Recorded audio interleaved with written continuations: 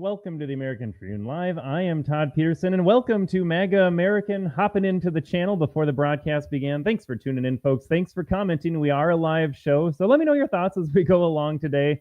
We're blasting CNN, and folks, I didn't know this. I'm pretty plugged in, but Brian Stelter is back at CNN. I am going to kick off the show today with a Brian Stelter clip who's calling you out for noticing the killer of Iryna Zarutska, I don't know, I guess Ukraine's a done narrative. The Ukrainian refugee who was just slaughtered, murdered on a Charlotte train by a black man. We have to talk about that. You have to talk about the fact that it was a black man, a repeat offender. But Brian Stelter, again, there's so many angles to cover this. Brian Stelter is back. He's back at CNN. He hasn't learned anything, and he's blasting you. I mean, the gaslighting on the story is off the chart. We're going to talk about CNN's coverage. We got Aaron Burnett doing the same thing over there. We got the New York Times headlines. Everyone is framing this up about how you noticed that the same thing happened again because you as a human being who still has brain cells that haven't been bought off or propagandized or brainwashed or disappeared, you're noticing patterns in life. This is what we do. We recognize patterns, and we said it happened again. A white victim, a black offender who was released, I think, 14 times, I'll have to double check the number here as we go through the show today. Someone that should not have been on the street, someone that should have been publicly executed a long time ago. We're going to talk about the story. By now you've heard about it. Iryna Zarutska was murdered in Charlotte by a repeat black felon. I'm going to talk about my thoughts about what needs to happen to the judges that allow this. I'm going to talk about what needs to happen to the people that commit these crimes. I have very strong opinions on this, and I don't know if they're spicy anymore. I think most Americans are ready for the take that I have to offer today as we go down that path here. We're going to talk about how the left and the media and the politicians have completely abdicated all responsibility and all morality covering the story. They absolutely do not want you to think about the fact that maybe, just maybe, we have a black crime problem in America, a violent black crime problem in America. We got Miss Schmidt over on the Rumble as well. Folks, thanks for tuning in. Thanks for coming in here. There are no words. I agree with Miss Schmidt. I am out of words. I will try to use as many words as possible on my podcast today to communicate what happened, what we need to do about it, what we can do to prevent it in the future here. But at a certain point, there are simply no words for the needless slaughter that occurred. This poor woman brutally murdered, just horrific fashion, by, again, a repeat black violent felon. And you're not supposed to notice that. You're not supposed to notice who was killed, who did the killing. You're not supposed to think about the consequences that should be in place for people like the judge that let him out. And you're not supposed to think about what should happen to these people. Maybe soft on crime isn't working. Maybe some human beings just aren't cut out for a high trust functioning society. But MAGA American 67, Miss Schmidt 1056, thanks for tuning in. Thanks for commenting here.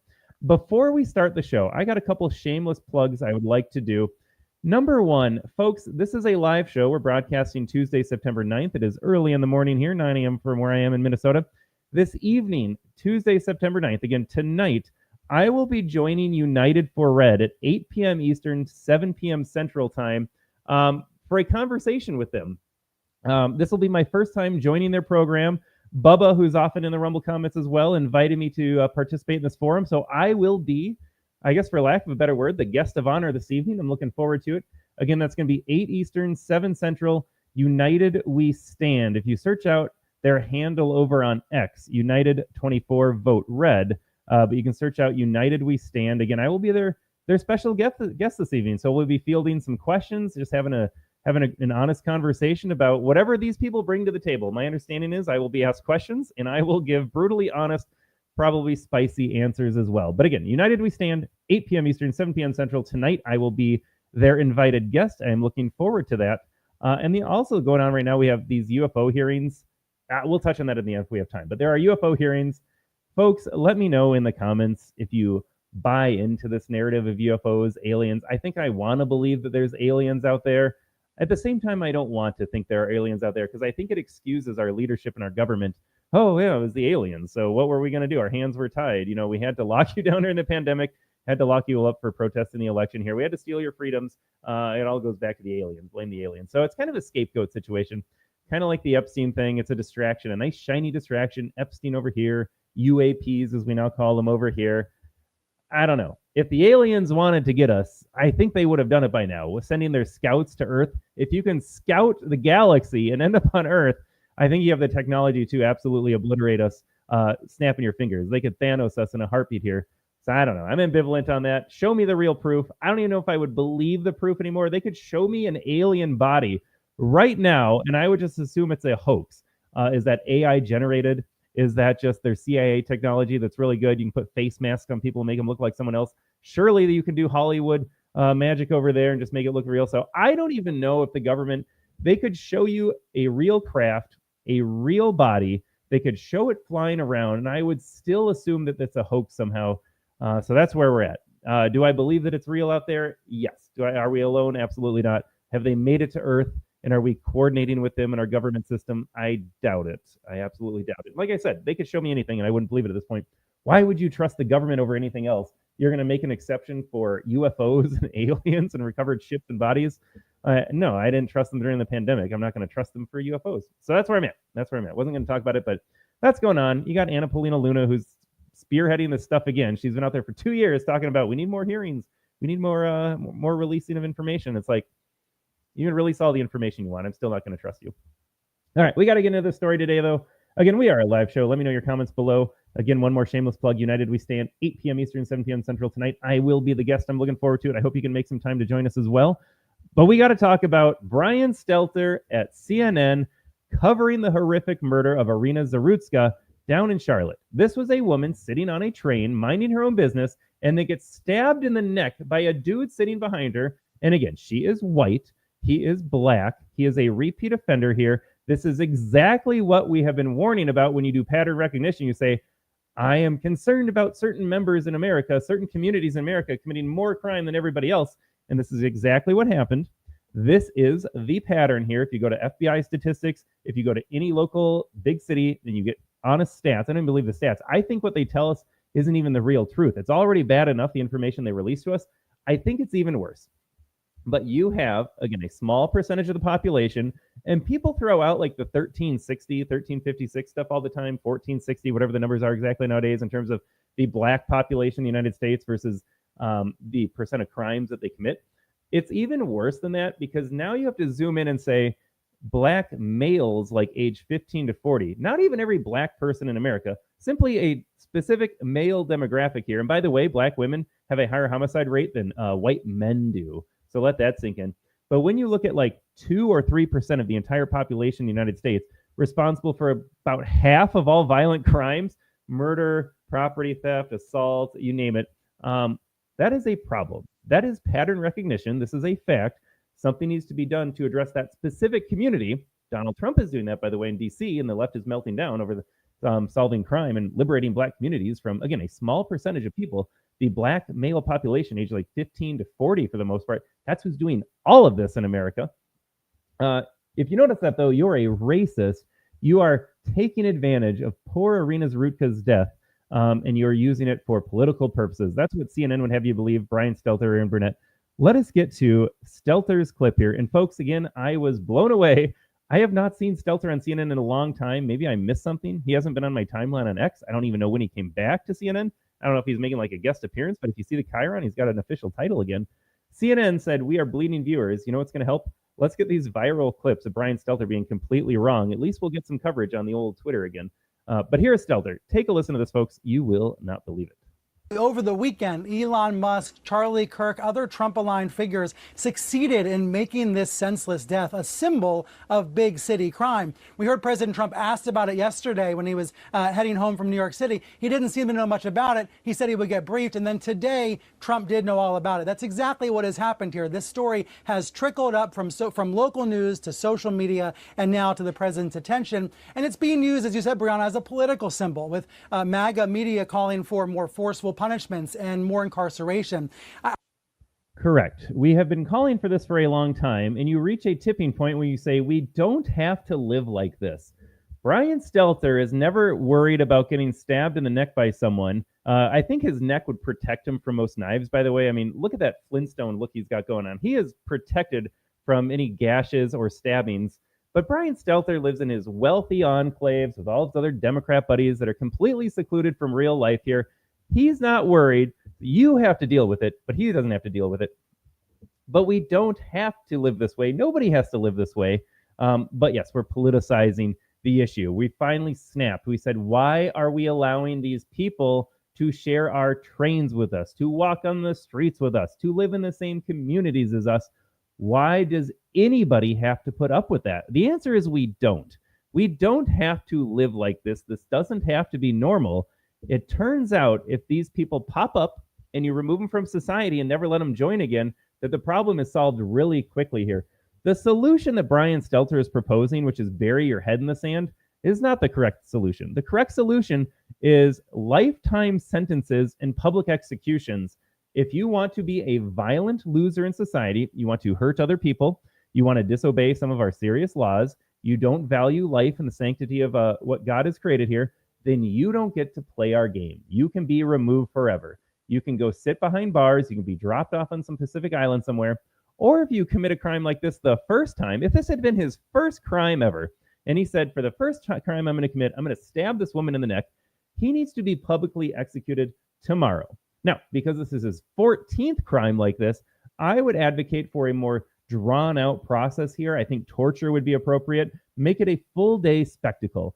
Torture this man in public, humiliate him, make him cry out in pain, and when he thinks he can't take it anymore, stretch it out a little bit further, and then finally end it for him and let him burn in hell for all eternity. There is no other option. Yes, we can incarcerate way more people. Never let anyone tell you, by the way, ever again, that we have an overpopulated prison system. We do not. You see stuff like this and you're reminded that we have room for a lot more people. This guy belongs in prison. This is not an overpopulated situation. This is an underpopulated situation. You can either send them behind bars or publicly execute them. I'm fine with either one.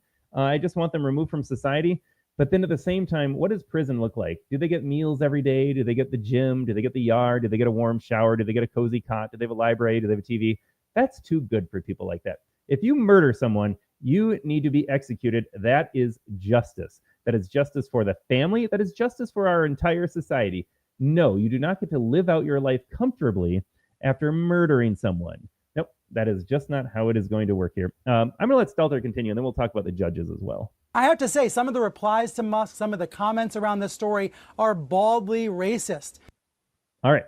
This is where CNN decides to call you a racist for noticing that a young, beautiful white woman was needlessly slaughtered by an angry black man. I think he's going to drop the mentally ill phrase, and I got a gut-filled clip on the other side of this that will also debunk Stelter here.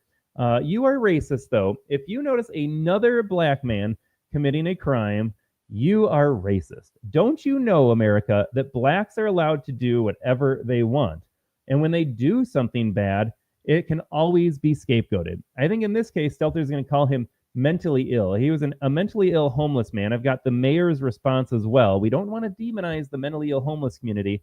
No, you can't do that. He was a victim of homelessness and mental illness. He was probably a victim of white supremacy. Do you realize that they take away all agency from black criminals? They can't do anything wrong. It is never their fault. When I was an administrator, I was in North Minneapolis. I was in Brooklyn Center in Minnesota. I was a teacher in Phoenix for a while. Always in these, what they like to call underserved, underprivileged schools. Really, it was just communities that breed people like this murderer here.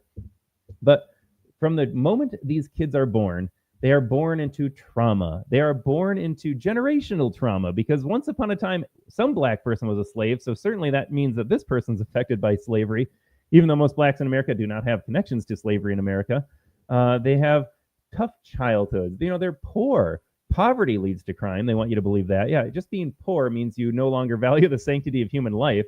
Never mind the fact that you have poor whites and poor everybody else and other poor people that are black, and they don't go out and murder white girls like this. So maybe poverty is not the causal underpinning here, but it's not their fault. From the moment they're born into trauma, born into tough circumstances, born into a system of white supremacy. They get older later on, they're homeless, they're mentally ill. It's never their fault. It is never their fault. Brian Stelter telling you it is never their fault. It is your fault for noticing. Your fault for noticing. Here we go.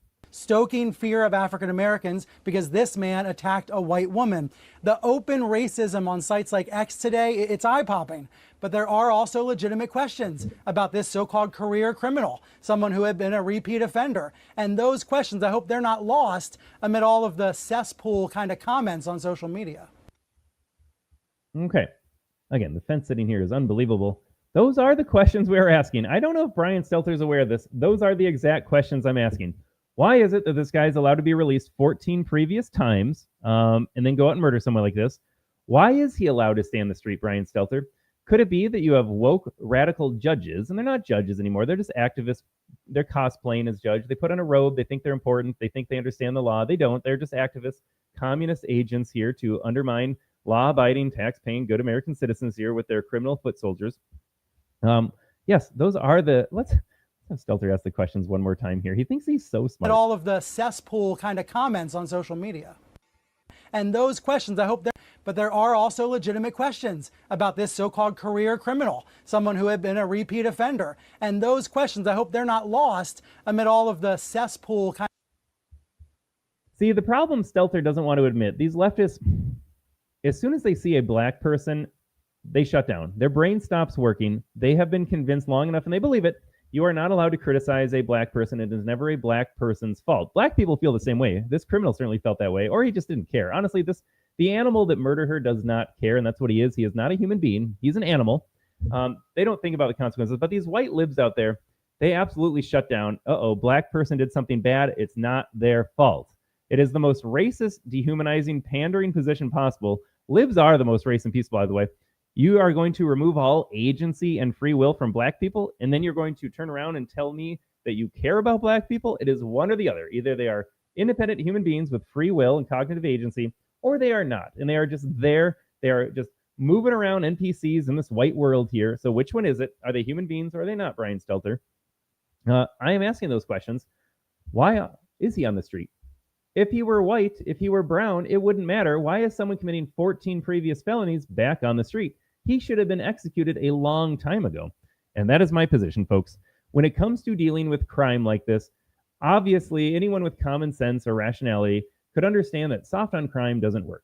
Because the only deterrence and the only punishment, it needs to be a punishment, by the way, the only thing these people respond to is just that, punishment. I have 2 young kids. My audience, I think, skews a little bit older. They're all parents, I imagine, or we're parents. Well, they're still parents. Their kids might be grown. Maybe they're grandparents now. No rational adult approaches raising their kids saying, you can do whatever you want. Just do what you want. You know what's best for you. You're 2. You've got the entire thing figured out here. You want to hit somebody? That's fine. Go ahead and hit somebody. You want to talk back to me? Go ahead. Talk back to me. Nobody parents that way in the real world. Now, Stelter might let his kids. Does Stelter have kids? Is Stelter gay? It doesn't matter.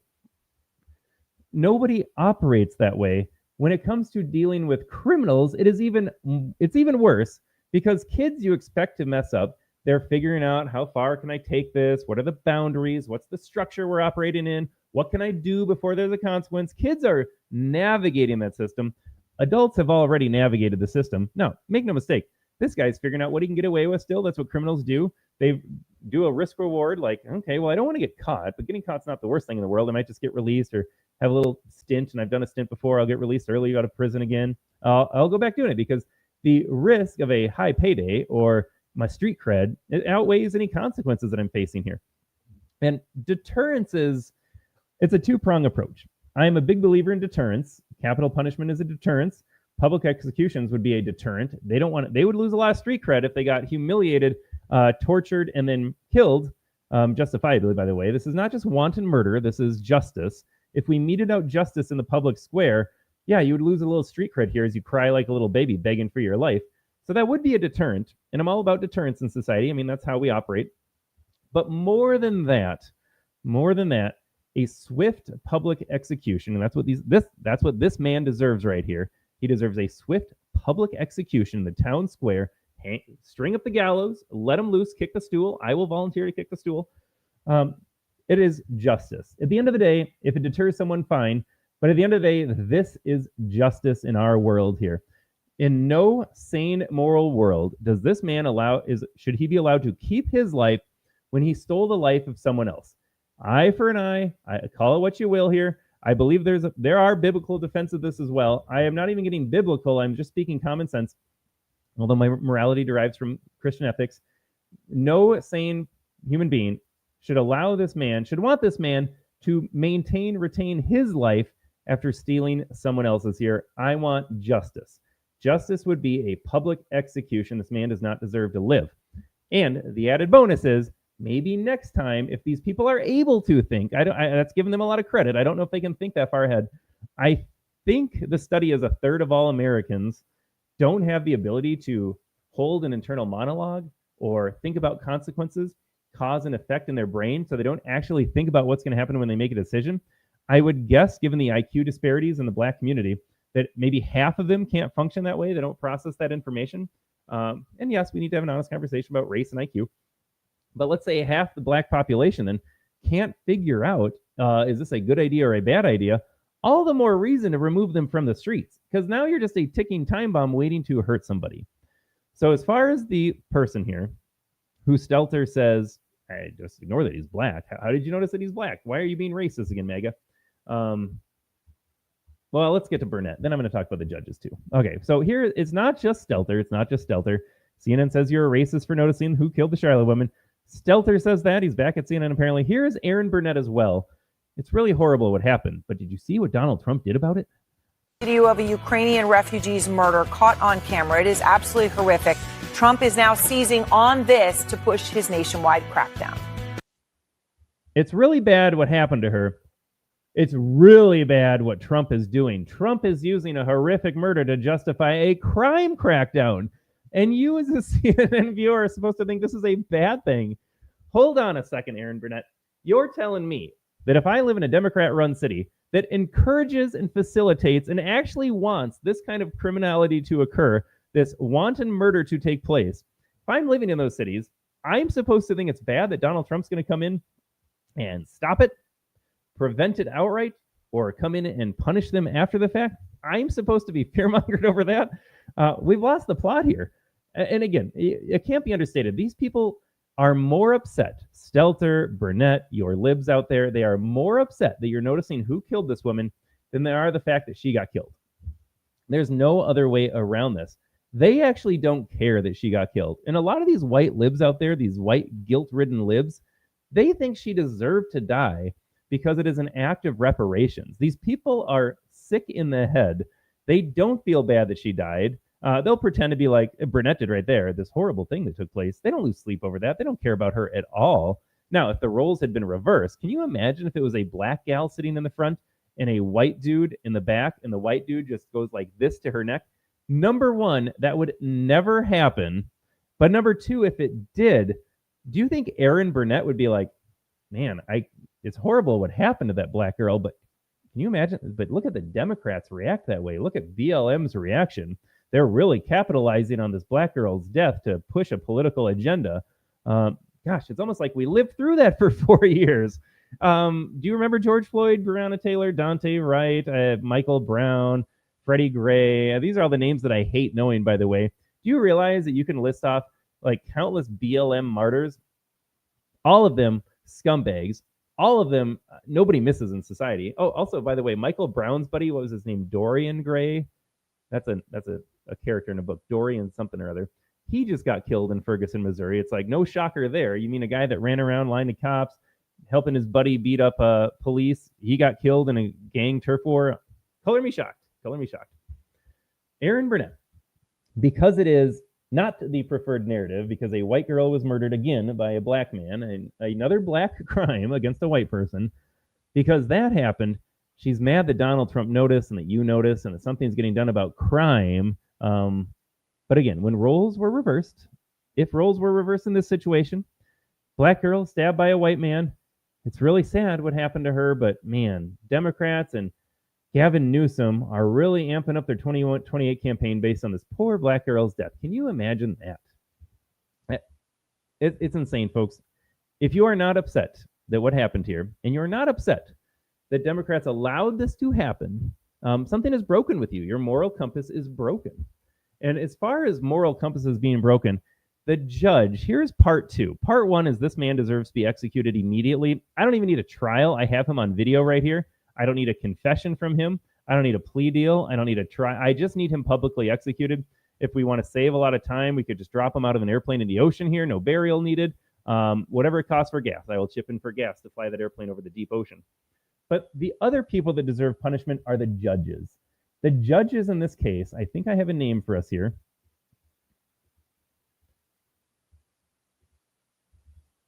I lost the page. There, I bet you can guess what the judge is. You have two guesses. If your thought was cat lady, white lib judge, normally you would be correct 9 times out of 10. In this case, it's a black female judge who's a lesbian, no less. Because again, we're checking DEI boxes here. The only reason I mentioned her gayness. She let him out. She let this guy out. She knows that he's an awful human being. She knows that he has no redeeming qualities. And she let him out. And then he does this just a short time later here. The judges that have released these criminals in society deserve to be put behind bars for the rest of their lives. They cannot be trusted in their position. They cannot be trusted to function in society. You as a judge, you are entrusted with protecting the rest of us by putting bad guys away. And you abdicate that responsibility to release him under the guise of restorative practices, white supremacy, reparations, black. They don't care what happens. And again, this is the point as well. All the crime here is intentional. Democrats do not care if you live or die, especially if you are white in America, particularly if you're a Donald Trump voting white American here. It's not that they don't even care one way or the other. They want you to get hurt. They want you terrorized. They want you killed. There is no other explanation for what happened here. This man should not have been on the train. He should not have been anywhere near anybody else in society. He should have been behind bars or already dead. But you had woke activists in robes cosplaying as judges, sending him back out. That judge deserves to go to prison. She has a hand in murdering Iryna Zarutska. Now, are you always going to be responsible for someone else's actions? Not always, but in the case of a judge, you literally decided whether this man would be in society or not, and you let him out knowing full well what would happen. This type of individual can never be rehabilitated. I know that's really hard for Democrats to listen to. Not everybody is going to make it. We are not all good human beings. A lot of us have hate in our heart. A lot of us just don't have the mental faculties. We don't have the moral compass. We don't have the drive, the motivation, the skill set, the will. This man lacked everything required to function in society. And again, now he deserves to be publicly executed.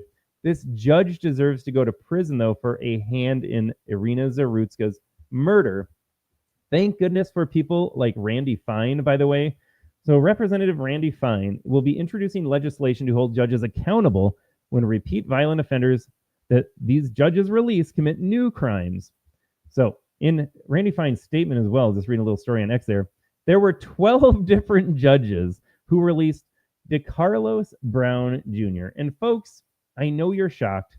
When you realize that this man's name was DeCarlos, I think you knew the life trajectory that he would have here. Has there ever been a DeCarlos that didn't murder somebody else? I'm asking that seriously.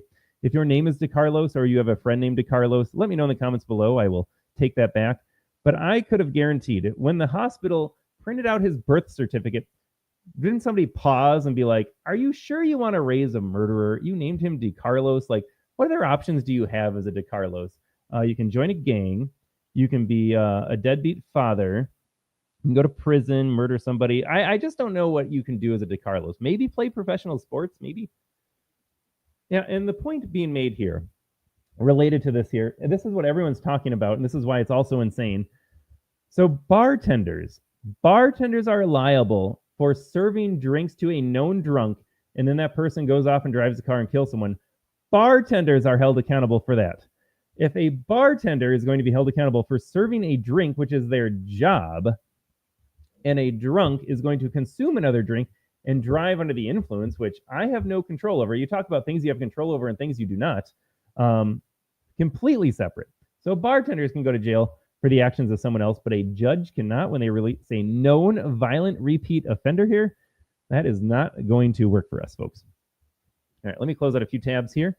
Moving on, we had CNN cover this horrific story. I'll get to Greg Gutfeld's clip in a second here.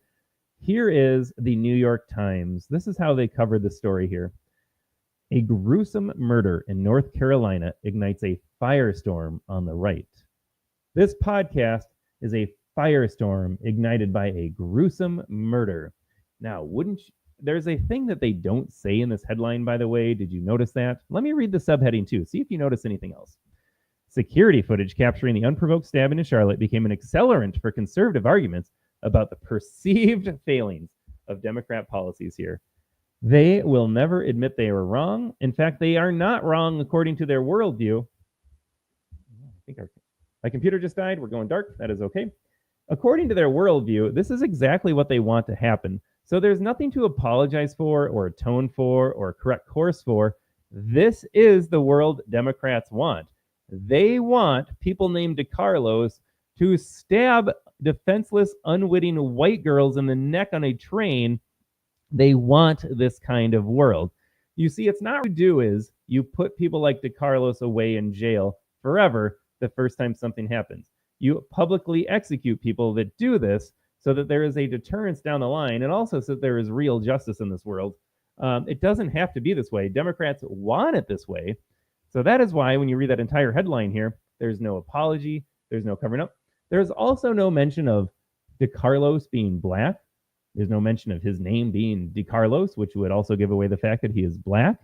There's no mention of the white girl being a white girl, by the way.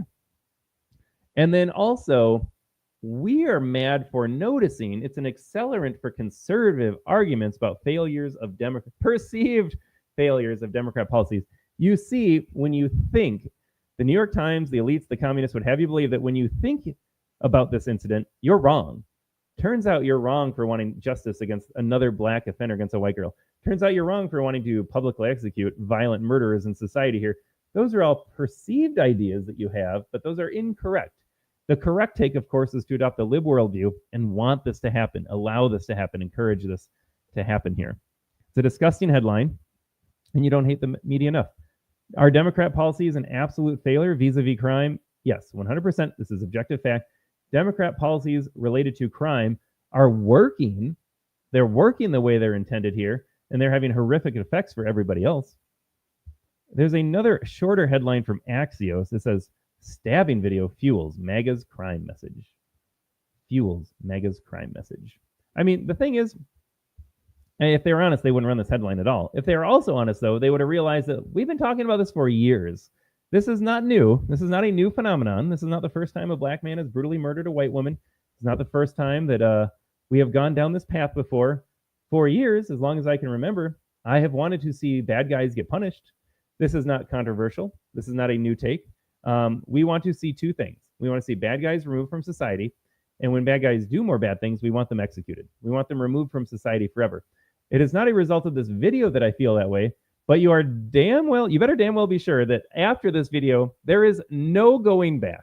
There is no going back for half this country here, short of holding judges accountable and putting them in prison when they release people like this, short of lifetime sentences in prison, short of public executions here. We will not be satisfied anymore. This video is the tipping point. We don't have to live like this, and we don't want to live like this anymore. The thing about, I'll segue to JD Vance really fast here, right? And then we'll get to Gutfeld. We'll get to the other clips here in just a second. But when it comes to the MAGA response to this, the accelerant of the firestorm that we're doing, they use all their buzzwords that we have the perceived visions of Democrat policy failures here. For 10 years, you have heard that Donald Trump is Hitlerian in nature. Now, they chose Hitler. I tweeted about this. They chose Hitler because that is the most emotionally resonant name. When it comes to awful people in history, there are a lot of people above Hitler. But when it comes to the emotional response of lib Americans, NPCs in America, nothing gets them more riled up than the mention of Hitler. You have been, I think I'm on YouTube. I got to be careful about this. You have been told to believe a very specific narrative around the Holocaust, a certain number of people, certain actions taken by German leadership. And you are force-fed that every single year. So when you get to adulthood and you think of Hitler, you think just the worst human being of all time. You are conveniently not taught, by the way, any atrocities committed by Joseph Stalin, Mao Zedong, Pol Pot, any communist leader that, by most estimates, I think we're at 100 million deaths. Mao starved 60 to 100 million Chinese in his 60s revolution here. You don't hear a peep about that, but you hear about 6 million Jews every single day, K through 12. Now, bad? Yeah. The worst? Absolutely not. Mao, Stalin, Pol Pot, all responsible for more deaths. But you don't know about that because they couldn't say that communism was bad, fascism was bad. So they've been planting the seeds for a long time. So Donald Trump becomes Hitler in 2016. For the next 10 years, you are just spoon-fed that every single day. Trump, Hitler, Trump mustache, Goebbels, propaganda. And that's it. And now a normal person might look at that and say, I don't know where they go from here because you already chose the worst name possible. It didn't stick. We didn't believe you. We voted for him. We'd vote for him again. I would vote for Donald Trump a fourth time in a heartbeat. I would let him destroy the Constitution and run for a third, win a third term. I would be fine with that. But he won't, and J.D. Vance will. J.D. Vance, if they're mad about Donald Trump being Hitler, they have no idea what's coming. Now, I don't know if it's going to be J.D. Vance specifically, or will it be the person after J.D. Vance? But in the next 10 to 20 years, we will have a right-wing politician that makes Donald Trump look like Ruth Bader Ginsburg. That is how far right the pendulum is going to swing, so long as you have the Brian Stelters, the Aaron Burnetts, the New York Times headlines, these Democrat leaders everywhere. So long as they encourage, enable, prop up, condone, celebrate, and indeed incentivize this kind of society to function where you have senseless, needless, wanton, horrific murders on train cars, Donald Trump's going to look easy peasy in the next 10 to 20 years. We are headed that direction. I don't think the left really appreciates this either. The left is very calculated. The left plays the long game. I don't think the left thought they would still be in the struggle, though, either. I think they thought they would win the propaganda war.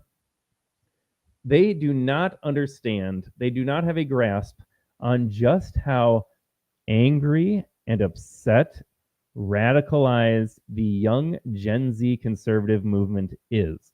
You're talking about people that were born into a cesspool of woke, evil nonsense. DEI, anti-white, soft on crime, foreign wars. These people have never lived in a normal society, and they watch stuff like this, and they see the Democrat response, and they see even the Trump administration's response, and they say, that is not enough. We need someone that is more far-right radical to use. I'll just use those words. The labels don't really work anymore. If you're not radicalized to the right at this point, you are like something is wrong with you. My position, my audience position is one of normality here. If you're not radicalized to the point that you are just as far right as possible, you're not paying attention here. So again, the labels, make of them what you will. But man, Democrats are just in for a world of hurt. They will look back. Remember how they hated George Bush? See, I was old enough to be aware of George Bush's entire presidency, college age, out of college. They called Bush Hitler. They said he was evil. They said all sorts of things. And then 20 years later, Trump's in office, and they remember George Bush fondly. Wasn't it wonderful how he invaded Iraq and Afghanistan? Wasn't it wonderful how all of his big oil company buddies, Bush oil money, isn't it wonderful how they all profited from that? They spent trillions of dollars in the Middle East. They got lots of people killed. But boy, Bush was really a good guy. They did that in less than 20 years. He left office in 2008, and I think by Trump's first term, they already did that. So in a decade we did that. I guarantee the same thing could happen to Donald Trump, because the people following Donald Trump, again, whether it's a Vance or a younger, more radicalized right-winger, it's not going to end well for the left. It will end well for the rest of the country in America here, because people like this will be publicly executed and never bother us again. It will be fantastic. But the left has no idea what's coming. All right, I promised a Gutfeld clip here. Here is Gutfeld. He is responding to Brian Stelter, and he does it so well, as Gutfeld often does. But again, I made the point earlier, libs will excuse any and all black behavior, trauma in childhood, trauma as an adult, mental illness, white supremacy, slavery. They still blame slavery for making bad decisions here. But listen to Gutfeld take that argument apart. Targets a woman. That is not insane. He knows she's weaker. When he comes from behind with a knife, that's not insane. He minimizes her ability to inflict harm on him. When the thug flees, that's sane, because he knows if he stays, he'll be arrested. So what would be insane would be if he were to face off against a man without a weapon, somebody like a Tyrus. That would be insane. You'd go, okay, that's crazy. But almost all of these people that do this stuff, they go after women. That is not insane. That's self-preservation. This is not insanity. It's an evil mind. And it's an evil mind that is somehow excused in a culture that weaponizes victim status. In this case, mental illness. And what is it about a society that contributes to this? And I say this based on my own personal evidence of being on city streets every single day in New York, that when a homeless person is shouting at people, he's not shouting, "I really made a mess of my life. Boy, I really screwed up." No, his aggression is purely blaming other things and other people. He blames the world, he blames people, he blames you. So we're living in a progressive ideological nightmare where the worst in society is empowered by a sense of victimhood. So when this happens, they will still get people like Brian Stelter that says, "Oh, be careful of the racism," or other people saying, "You know what? We really need to be concerned about our services to the mentally ill," which may or may not be true, but he's not mentally ill. He needs to be executed. Lastly, I ask. All right. I just have to pause and say this. Greg Gutfeld has been for a long time one of the more sane voices on Fox News, but you have I'm going to say one of the most prominent hosts on Fox News, mainstream corporate media. Now you have him calling for executions as well, folks. The Overton window has shifted. When Greg Gutfeld is able to say on Fox News, we just need to terminate these people's very existence on planet Earth, you know that times are changing here. And like I said, this will only become more mainstream so long as Democrats refuse to do what is right by America and by Americans living here. But he's absolutely right. He is absolutely right. This is not a mental illness. The other point I had to make here, touching on the mental illness here as we start wrapping up the show, we saw the same thing play out in Minneapolis after Annunciation Catholic School's shooting. A so-called transgender individual here shot up the school. And when J.D. Vance, when Usha Vance, when we reported on the story here, Democrats defended the transgender cult and ideology. Yes, they platitudinally expressed condolences for the family. It's so bad what happened. Then they said we need to ban guns immediately. But then they basically ended their coverage on, and don't villainize the trans community. The same thing is playing out here. Don't villainize the homeless community. Don't villainize the mentally ill community here. Instead of having compassion for victims, 2 young students at the school, I think a total of 21, or maybe it was 19 other injured, 2 killed, so 21 total casualties in the school shooting. You have obviously the woman on the train here. Instead of showing compassion for the victims of these horrific crimes, absolutely horrific crimes that deserve the death penalty in both situations here. I don't think Minnesota does not have the death penalty where I live, so this individual will get a lifetime of comfort in prison. We can't do that anymore. You cannot call yourself a real human being and express and exhibit more concern for the perpetrator, for the offender, than you do the victim. I often quote, I think it's Talmudic, if you are, those that are kind to the cruel will be cruel to the kind, because it's one or the other. Do you care more about protecting innocence and honoring the life of the taken innocence, or do you prefer the criminals and do you prefer defending those that offend and perpetrate and act out in violent ways? It's simply disgusting to watch this happen too. I'll add on that a little bit more here, but I got one more comment from the Charlotte mayor. And again, she looks exactly like you would expect to. She has a bad haircut. She is very frumpy looking. Argument for, people often say like, well, repeal the 19th. I mean, I am in the position to repeal most voting rights for most people. Then getting rid of the 19th kind of ignores the larger issue that most people shouldn't be voting anyways here. Now, women in politics, separate conversation. I've seen enough bad men in politics. It's not necessarily a male-female thing, but it is, you need to have the right mindset sort of thing here. But this woman looks absolutely atrocious. It's exactly what I would expect some woke Dem, some middle-aged, frumpy, bad haircut woman to look like. Here's her statement on the stabbing. Charlotte is by and large a safe city. So her very first sentence, you just witnessed a stabbing, but it's safe. It's not safe for Iryna Zarutska, but it's a very safe city, everybody. That's her very first sentence. Katz, by and large, is a safe transit system. Not for Iryna Zarutska, it's not. Her first two sentences are complete lies. It is not safe. We just watched a murder on your train system. However, tragic incidents like these should force us to look at what we are doing across our community to address root causes. We will never arrest our way out of issues such as homelessness and mental health. Her first four sentences are lies and gaslighting and have not yet said, I'm so sorry for the victim. This woman needs to burn in hell right now, starting now for all eternity here. As I am scrolling down her response, I'm going to read the whole thing. You let me know when you hear the name Iryna Zarutska. I am committed to doing the hard work with Mecklenburg County community leaders, healthcare services providers, and the private sector to ensure that Charlotte continues to be one of the best cities in the world with the highest quality of life for everyone. I want to be clear that I'm not villainizing those who struggle with their mental illness and those that are unhoused. Mental health disease is just that, a disease that likes it. And she goes on and on. No mention of the victim.